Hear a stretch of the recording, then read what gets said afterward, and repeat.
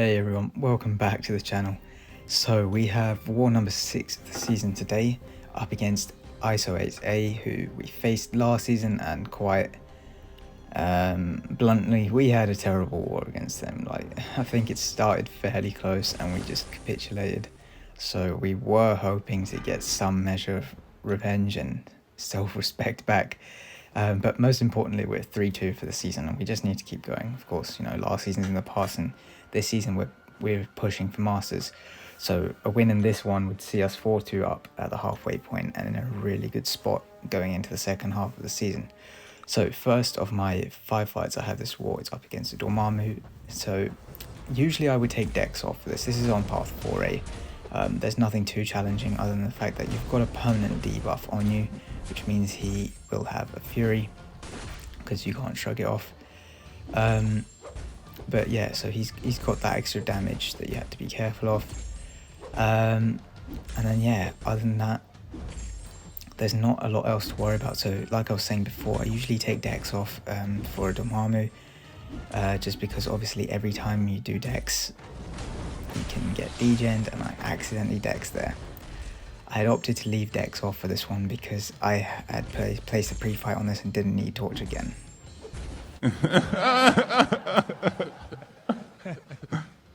So yeah, naturally that accidental dex, because he was just being really stingy with throwing specials. I got cornered because I couldn't bait them as freely without being able to dex, and yeah, I got cornered there, and that one very nearly became another stupid death to add to my collection this season. So thankfully we get the solo, and the lesson is learned there.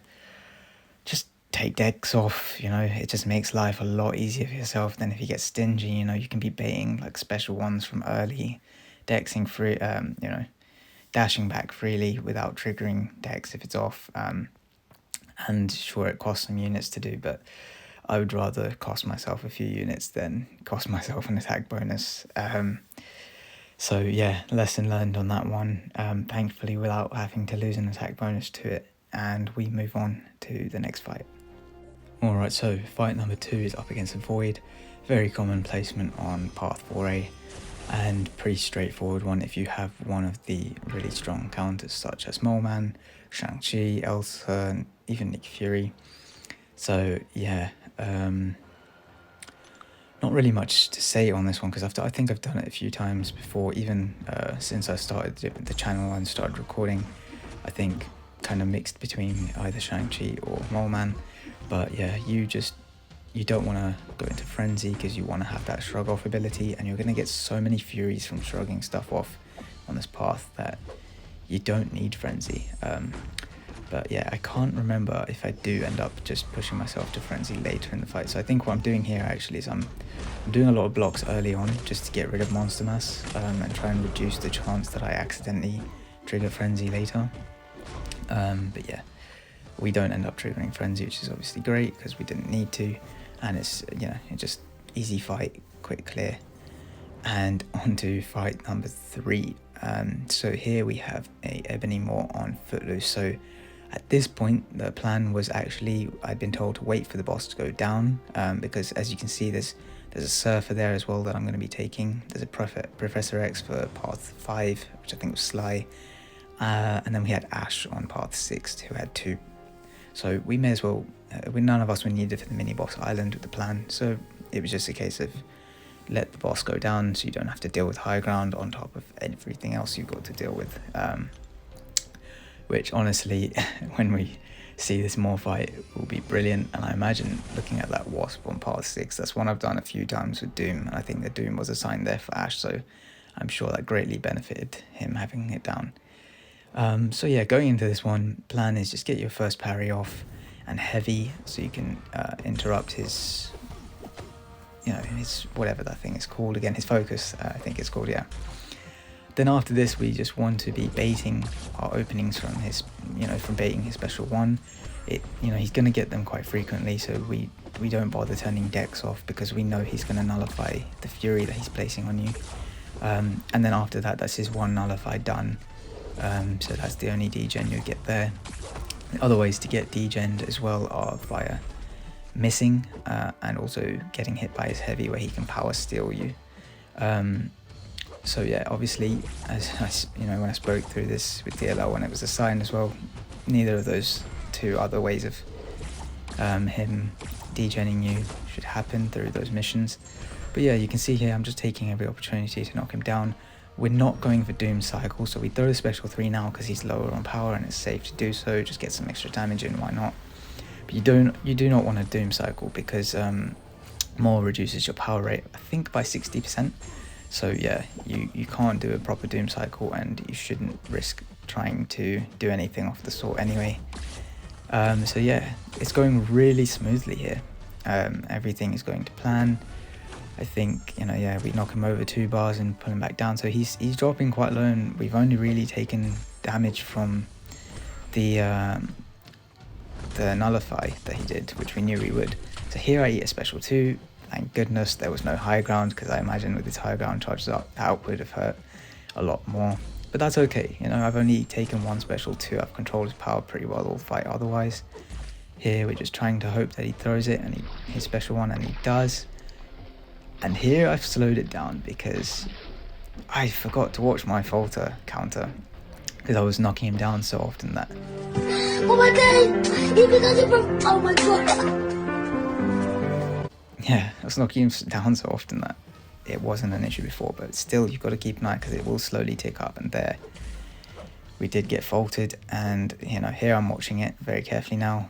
Take that tiny bit of willpower healing, why not? And now obviously we didn't have a stagger up, so it's just a case of keeping calm and playing it around. He's still only got 9%. We know as well when those buffs go off, I'm getting MD. 5 out of 5 MD really helping here as well. And we end him with a special 3 here. So got control back, but yeah, those 2 hits into his falter and missing really hurt with the degen. Be thankful that your meaningless lives are now contributing I'm to sorry, the balance. Earth is closed today. It means get lost, Squidward. He exhausts me. So yeah, thankfully we see out the solo there. Couple of close shaves this war. That one not so bad as the Dormanmu one, which was just really, that was really tight towards the end. But yeah, 3 solos so far, going strong. Just keep moving now. We go on to fight 4, which is Mr. Fantastic on path 4B. So again, this is another one with Moleman. I think I've taken before with both Moleman and maybe Shang-Chi as well. I've taken him on this path. But the main thing is just you're going to shrug off his debuffs. You do not want to go into frenzy, because then if you stop being able to shrug them off and he stacks quite a few on you, he'll be unblockable and things can get dicey. That's what I told myself before, but at one point here we're going to notice, I think I get close to 2 bars of power, and then I notice my monster mass has shot up quite a lot. So I just thought, if he's going to consistently shoot it up quite fast, maybe I should just quickly go into frenzy, get that burst of damage, and then I'll come back and control it. Now, I wouldn't always recommend this, but it works really well here because I get a lot of damage off. And now, yeah, he's going unblockable, all those debuffs on me, but I also had low monster mass when triggering frenzy, so I know I'm going to come back now. And then he'll throw his special 1 here, which will reset some of those debuffs that were on me, which means they can now be shrugged off. And the only one was the special related one, which I can reset by throwing a different special to what was on before. And he's dead anyway, so yeah, it didn't really matter in the end. Yeah, in future I would, I just did that because I guess I was worried that if I didn't, and then later I had much more monster mass and I accidentally triggered frenzy through block, it could get a bit dicier having a lot longer to play around the unblockable. But and it went so smoothly that I'd actually consider doing that again in future. So yeah, definitely one I might actually, after this video, speak to my officers about as well and see, what they think when they watch through it. But yeah, it worked out quite well then. At the end of the day, the main thing is getting the solo. But here we go, fight number 5, and my final fight of the war is a Silver Surfer on path 4B.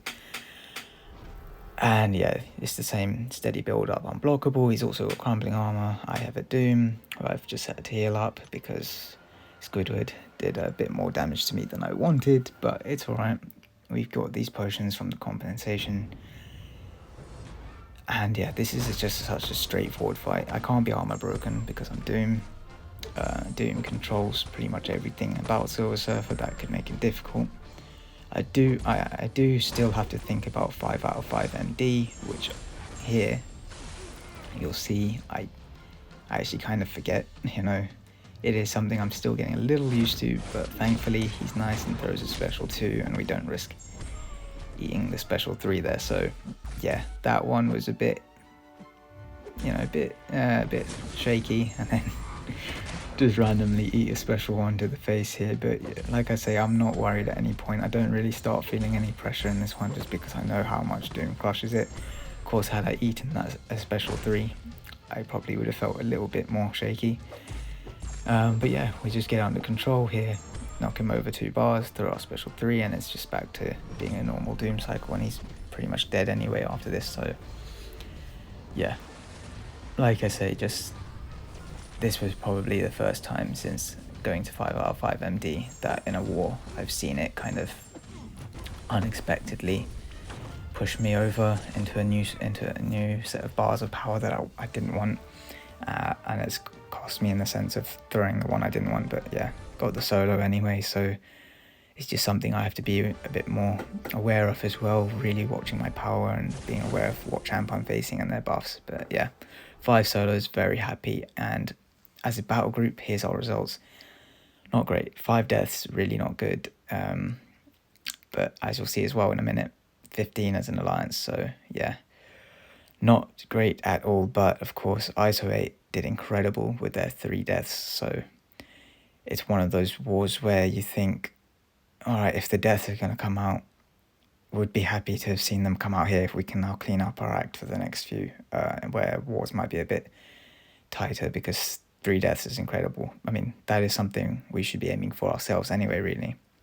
So getting sub 5 is always the aim. So yeah, we will see how we go. But 3-3 halfway through the season is not bad at all. Despite the mincing of my words perhaps making you think that I'm not so happy about it. But no, 3-all is a very good point to be at halfway through the season. We've just got to build off here, cut out the sloppy mistakes, myself, everyone else who's, you know, been having some issues. But yeah, it's not been too much of a case of really not being able to handle anything. It has just been sloppiness. So if we iron that out going into the second half of the season, finish strong, Masters is very much within reach. So that will be all for this war. Take care, and I will see you in the next video.